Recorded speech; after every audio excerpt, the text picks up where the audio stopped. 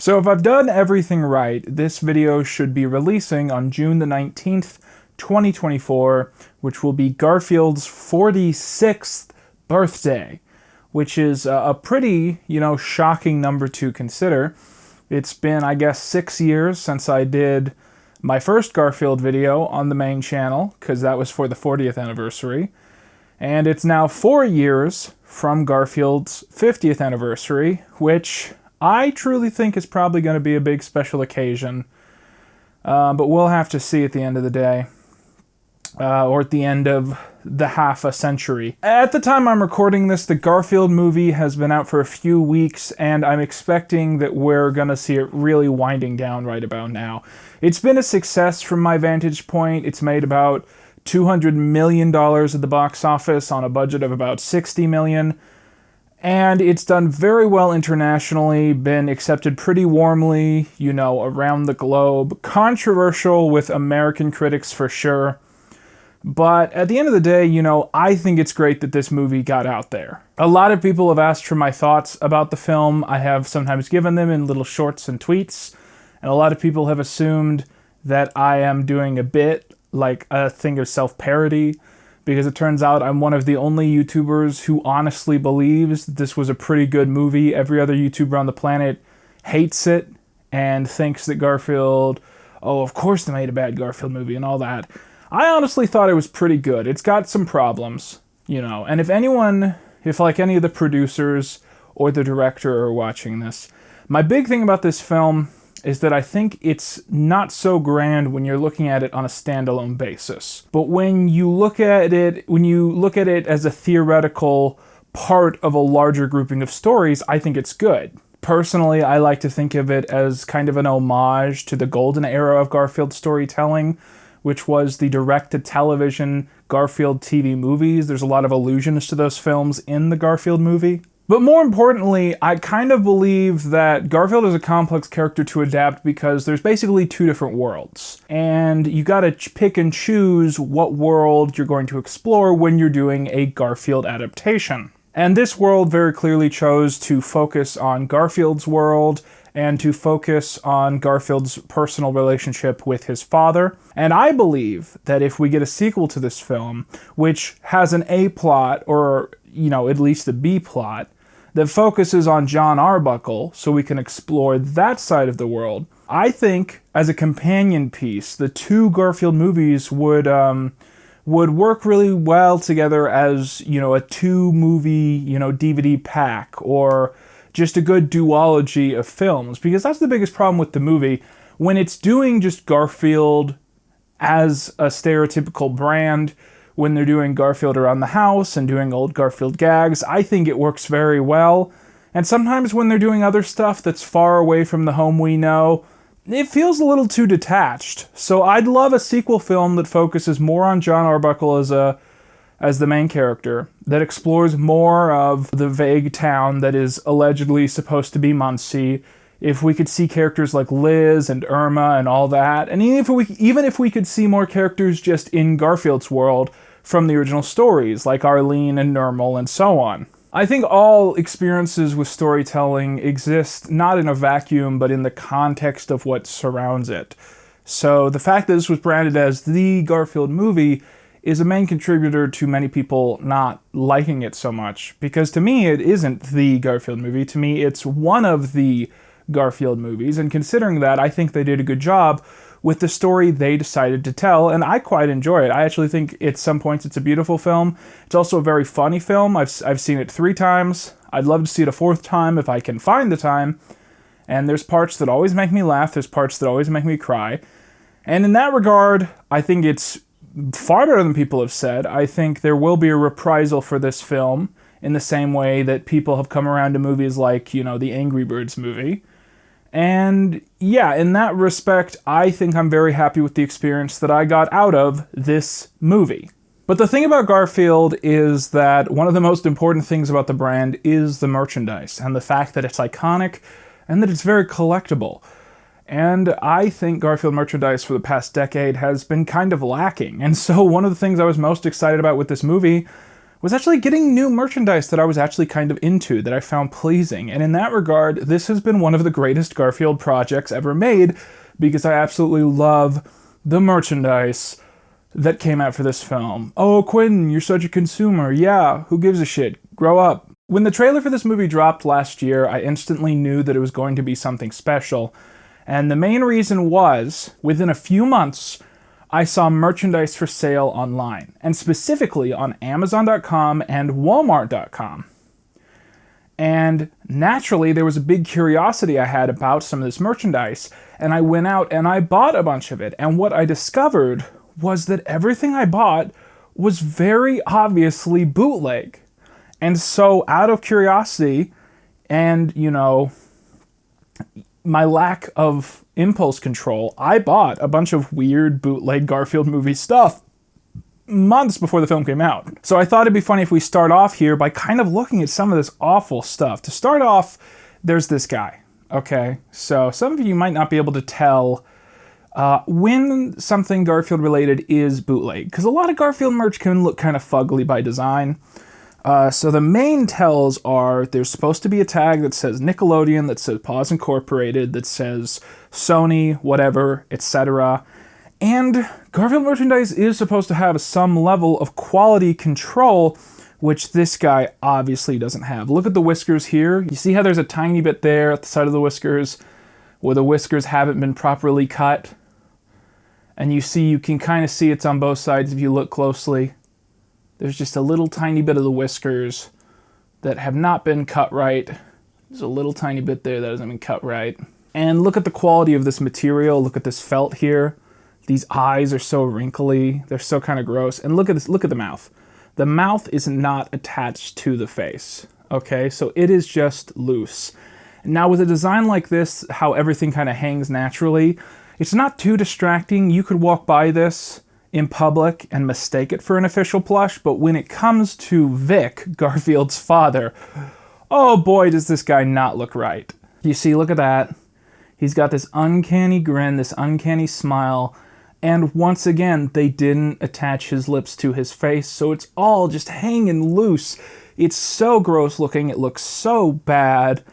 And yeah, the quality of this plush is just so sad. It looks like I sat on it. I swear to God, it came like this. And it's just not on model either. So these are just two really funny examples of bad bootleg merchandise made for this movie. And then we have this guy who I just bought. When I bought this guy, I had no idea if he was going to be official. Now that I have him, I believe that he is not, but he is a much better quality plush than those other two, and he even has a tag with Garfield and Odie on them. Now, I might find out these are actually official and that's some kind of like Nickelodeon, foreign company that releases these things. But based on the rest of the tag and reading all this, Chinese text, or not reading it, I guess, but just looking at a glance, there's no Nickelodeon, there's no Paws Incorporated. And all the little details just aren't right. His face, once again, is hanging off. So it's very clearly a bootleg, but it's one of the better ones. Next up, Garfield did get a bunch of official books and magazines. Somewhere I have the little golden book. I can't remember where I put it, though. And the thing is about a lot of these books is I didn't initially read them. I bought them early, I got them early, but I didn't read through them properly because I didn't want to get spoiled about the movie, honest to God. This is a Life magazine issue all about Garfield and Garfield's history. And I have not had time to read through this, but it looks like a very well-made, earnest exploration of the brand. If you look here, there's a bunch of nice vintage stuff. There's a section about Lorenzo music. Here's a nice section about those TV movies. And it looks like a great magazine. But the big thing to me that I thought was very, very fun from my experience is they have a little section that goes into, just for a split second, the John comic from 1976. And I've studied this scan really closely, and I believe that this is my restoration. The reason I believe this is, first of all, some of these did appear in official Garfield books, but they were very clearly scanned from John's personal archives, so they were clearly newspaper snippings with like the date drawn on. And another thing is that I didn't really talk about in the original documentary, when I scanned these newspapers in, the microfilm had this weird effect where sometimes it would be slightly warped. So using two different scans from all the different sources, I would the like size and length of the comic would be slightly different, and it was hard to tell what was the correct way to present it. And when I pulled up my personal archives of my restoration of this comic, it looked exactly like that as far as I could tell. So I think they did use my personal restorations of this material, and they didn't credit me, but it's not my comic, so I don't need credit. And of course, the reason they did this was because they were quietly promoting the movie, and we got some fantastic concept art. I would love a concept art book of this film. I would absolutely buy that and have it on the coffee table. And then I also have here the Garfield movie activity book, which again I got before the movie, and I flipped through it a little bit, but I didn't study it too closely because I did not want to be spoiled. Yeah, so there you go. That's what that looks like.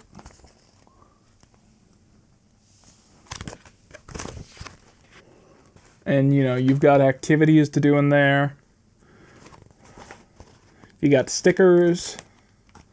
You got all these, like, fancy photos from the movie and all that stuff. And I think you have a poster here at the end you can get out. I don't know if I'll do that. I have too many posters from this film. Speaking of which, a quick shout out to one of the most unique things in my collection now, which is this massive Garfield poster, which is autographed by Chris Pratt. Everybody loves him, Chris Pratt. There you go right there. That's his signature. This was sent to me by the team at Pop Chips. They sent me a box of little trinkets to show in a review to promote the official Pop Chips Garfield collab. And the person who set me up with that decided, hey, let's give him this poster. Because I think the implication I got was that Chris Pratt signed this for Pop Chips, and Pop Chips were like, So they passed this along to me, I believe. I don't think Chris Pratt personally just signed this for me or even for fans. But this was a little surprise that Pop Chips sent out to me, and I gotta find room for it because posters take up so much space, and I have to maintain the continuity of my production space. But I think I know where I'm gonna put it in a few weeks once I catch back up. Because, making YouTube is weird, because you'll film a segment, and then 6 months later you have to film something to tie into that segment. So you have to be very conscious about, like, moving toys around on your shelf for some reason. So once I get caught up on some of my filming, I know where I'm probably going to put this thing. But I'm really happy to have this. Hard to find a frame this big, but thank you so much. One of the magical things about being a toy collector who looks into specific niche things is every once in a while, in a blue moon, the stuff you're collecting, you can just find it at stores.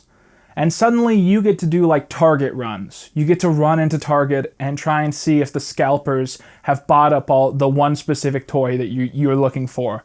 And that's a really fun experience because every once in a while it just feels like, the market comes around to you specifically. And that's how I felt getting to go out to stores in the physical space and actually look for Garfield merchandise. And this is some of the stuff I found. I previously reviewed the Garfield plushie that is a giant baby Garfield with a piece of lasagna. And that is probably one of my favorite things to come out of this movie. But we also got these standing plushies from the same company. And these are so awesome, so high quality. One of my biggest hot takes as a Garfield collector is that I think that the Garfield and Odie designs that they used for this movie are far superior to the designs that they currently use in the comics. I am a mid-1980s Garfield truther. I think that was the peak for the character's design. I think as he continued to evolve, it went a little bit too far in some areas. And Odie specifically, I think, looks fantastic in this design and as a plushie, because I've always felt that Odie merchandise is always a little bit uncanny, and the reason is that regular Odie, if you can't tell the difference in how they changed this design, regular Odie has eyes that are like 1.5 times as big, they go up to there, and regular Odie has a neck that's like 3 times as long. So he's a real giraffe, and when he doesn't have his tongue out, it looks uncanny, because he just looks like a giraffe. And sometimes when he does have his tongue out, it looks weird too. So here I think they found a really good middle ground where they shrunk that neck, so when he's just hanging out, you know, he looks fantastic. My cat is scratching against the tripod. She does that, you know. But I'm very happy with the Odie design for this film. I'm also very happy with the Garfield design. I think they were smart to make him shorter, to make his eyes a little less huge. I've never liked egg eye Garfield. I always thought he was cuter when he had those circular eyes, and they squished the eyes a little bit, which I think looks awesome. Fantastic look. These plushies also bring back the hard plastic noses. I wish they could have brought back the hard plastic eyes, because that was such a good choice back in the day. But even then, just having a little bit of hard plastic on the face really increases the quality of these guys. The fabric is awesome. They did a really great job on the whiskers here. All around, I mean, these plushies are just really good quality. I mean, they're good to have on the shelf, and if you have a kid, you know, these are great, like, first plushies for a little kid. And these are cheap, or at least they were when they were easily accessible. I don't know if they're going to go up in value, because these were like $9 a pop, and that's a fantastic deal for something of this quality. I'm really, really happy with these specific plushies. But in my hands here, I have a couple plushies that I'm actually a little more excited about, and these were hard to find. So these are plushies that, as far as I've come to understand, these were sold in Canadian Walmarts, and basically, once you get out of Canada, the further north you are in America, the more likely it is you might run into these at your American Walmarts. I have never been able to find these at Walmarts near me, but it's mainly a Canadian thing that bleeds into the northern United States. And oh my goodness, these are really nice plushies. They're really big, they're really soft, they have those plastic parts, very high quality material. And this is very explicitly the Garfield movie Garfield. It's such a nice shade of orange. It's got the Garfield movie on the tag.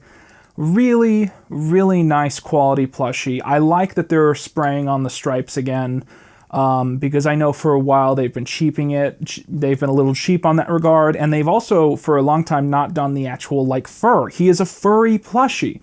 So many Garfield plushies you would get for so many years were like vinyl, like they were strange in terms of like texture and feeling. This is a big fluffy guy, and my goodness, what a fantastic value. But what I'm more excited about is the guy I just threw on the floor. So this guy is huge, and this is, of course, Vic from the Garfield movie. Now, I really, really like this plushie. The one problem with it is it's a little off model in the fact that he's not really a bright orange cat. He's kind of a dusty brown that borders on orange. But I think you can overlook that. You can look past that and just accept that this is a very high quality Vic plushie. He is fantastic quality. He's got a pillowy feel to him. And look at his face here. He's got that plastic nose, but more importantly, he's got that zigzag on his face. Now, as far as I can tell, I believe this is an illusion. This is alluding to early Garfield plushies, which sometimes had that zigzag face. So by including that detail, this actually works well in your vintage Garfield collection because he just matches that vibe. And actually, if we move over here to some of these Garfield shelves that I've been putting up, I have been preparing some nice special displays of my extra Garfield plushies. And what you can see up here, this is a custom plushie that I bought on Etsy. This is supposed to be Garfield's mother from the TV movies. This plushie is much bigger than I expected it would be. It is huge.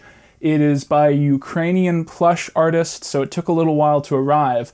But the reason I went out and bought this is because I knew they'd make a Vic plushie, and I really wanted to have a display of Garfield's family. So that's the reason I got that. And I think when you look at them next to each other, they look so cute. And it is a good thing she's so big because she almost looks in scale with him. And now, you know, I'm going to put a classic vintage Garfield up there. And there you go. That's a happy little family right there.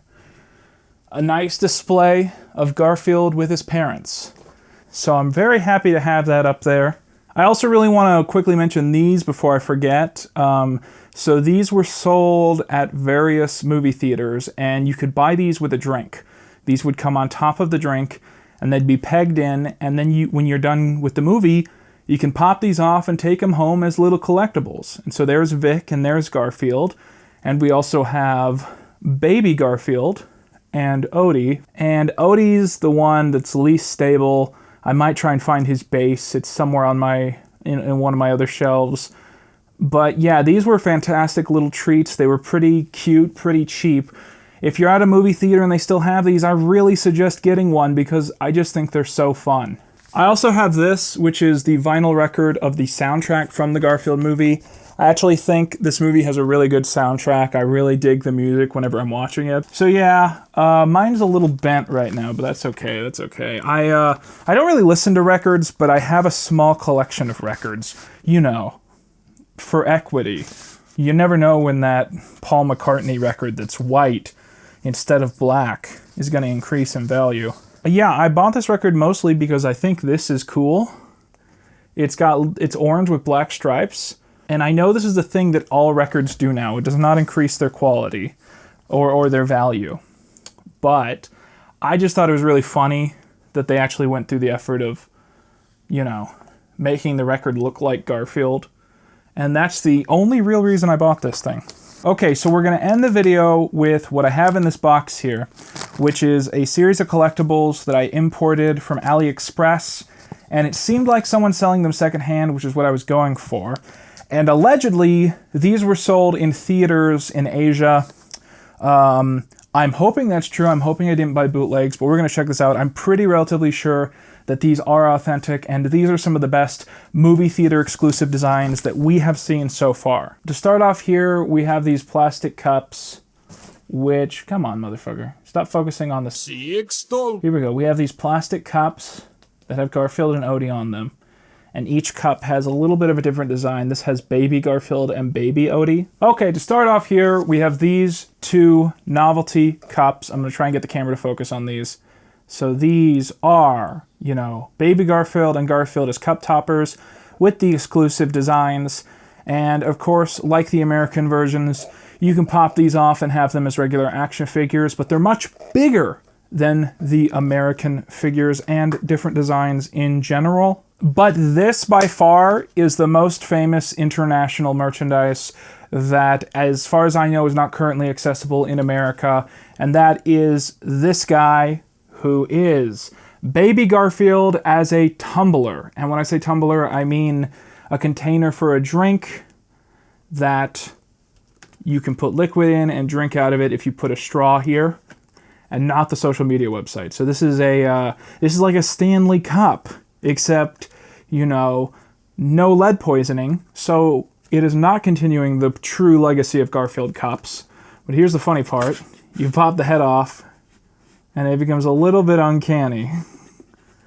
And then you take it off, you fill it with liquid, and then you put the head back on. Then you take one of these straws, because they only sent me two. You pop that in there, and there you go, boom. Little Garfield drink tumbler. And it's very tempting to try and display it like that. That's pretty fun, right? Pretty fun Garfield.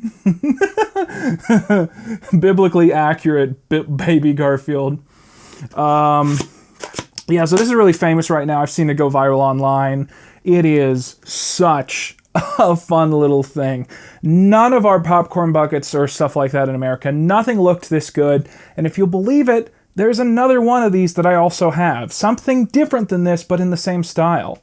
So this is a Garfield popcorn bucket, which we did not get in America, and this is probably the best popcorn bucket. Now, essentially every region in America, not that, essentially every region in the world got their own exclusive popcorn bucket. So there's popcorn buckets in America we got that nobody else ever got. There's popcorn buckets in Mexico that I can't get here. And I decided at some point I am not going to collect all the Garfield popcorn buckets because I hate international shipping. It's so bad. And popcorn buckets are huge. I'm not into collecting them. I'm trying to downsize as it is. But when I saw this guy, I knew I had to have them. So if you're curious, you pop it open from the hatch right here. That's where you'd put your popcorn in, and then you can see the popcorn right there in his little transparent tum-tum. Now, here's the really cool thing about this guy. You can rip his face off. His face. Oh. There you go. I just ripped off Garfield's face. Now, why would I want to do that? Because he comes with a second face. That's why. So you rip that off, and look at this. Now you got like grumpy Garfield face. You pop that on, and suddenly you're filled with recognition. Because you go, wait a minute, this is actually a shot from the movie. I think it's in the trailers. Garfield doing that little grumpy pose, watching Odie run around, or whatever it is. Like, that's an actual pose from the movie, and you don't recognize it until he has that classic grumpy Garfield face on. So that is so fantastic, so lovely, and I feel like you could probably do something creative with like putting little things in here or something. Like, you could find some creative way to use that space wisely. And wow, such an awesome popcorn bucket. Now, the jury's out on which of these is better. Personally, I think I would have liked this one more if it was accurate to how Garfield looks when John holds him, because I don't think this is quite the face, but it has that right vibe. And I love baby Garfield, and I even love biblically accurate baby Garfield. So the jury's out on which of these I like more, but my goodness, what a show. How fantastic. I wish the stuff we got in America was this good, but this blows all of our popcorn buckets and movie theater collectibles out of the water. You can get this on AliExpress if you buy it secondhand, and it is totally worth it. So that is most of the Garfield merchandise that I collected for this movie. I'm looking around and I see one or two other things that I do have from the film. I've got a blanket over there on top of some bins. And I have a book somewhere that I lost. But that was most of everything. And I think that's a good glimpse at what they have put out and what I've been able to find. And a lot of you are probably rolling your eyes at this point and saying, well, Quinton, of course there's good merchandise for this film. It's a Garfield movie. Making merchandise is the entire point. And the reason I challenge that is that I contend that the live-action Bill Murray Garfield movies did not inspire good merchandise. In fact, I would say that the Beanie Baby Garfield movie collectibles from 20 years ago, those are some of the worst Garfield merchandise, ever made. I have them all in my closet somewhere. I don't look at them. I keep them in a box because they're awful. Because, seriously, stop right now and Google Garfield the movie 2004, Beanie Baby Arlene. Look at what that looks like, okay? Because those movies were so off base with what Garfield should be that the merchandise didn't really inspire me too much. And I do sometimes buy, like, a Garfield movie collectible if I think it represents that era or that incarnation of the character. I do sometimes buy the little odd collectibles they have if I feel like it actually represents the version of the character seen in that film, and I want that in my collection. And that's something I'm a little worried about because I feel like I bought so much stuff for this movie that I don't know what I'm supposed to do with it, because I can't just have my entire collection become the Garfield movie 2024. So I'm going to have to make some serious decisions about if I'm going to install more shelves just for this part of the collection, or if I'm going to, put some of this stuff in the closet, or if I'm going to maybe donate some of it or something. because, so much of this stuff, I love it all so much, but it's so much stuff. But at the end of the day, when I look at this stuff, it brings me joy. It really does bring me joy. It doesn't bring me joy that I have to find a place to keep all this stuff, but the fact that I got to hold this, that I got to experience this, that I got to see some of this stuff in the wild, that is such an awesome thing that this film allowed me to experience. And for that, I will always have a special place in my heart for the Garfield movie, even if everyone else on the earth is a complete and total hater for it. So, with that, thank you guys so much for watching. I'm still on break. I'm still on leave. I'm still on my second channel, canonically a coma era of making content. But at some point, we're going to finish remastering Dad's video. We're going to get more content out. It's just, we probably need at least another month to get that done. And then towards the end of the year, I'd really love to come back and do more stuff. But, it's been a really fun time trying to focus more on sorting out my own life instead of doing that. So, thank you all so much for watching. Tell me what you thought of this movie. Tell me if you think I'm crazy, that I'm so excited to own all this stuff, that I'm so excited by the potential of what's to come in the future. And remember to go down and hit subscribe to see more Quinton Re2's content. And with that, I've been Quinton Re2's, and that's all you need.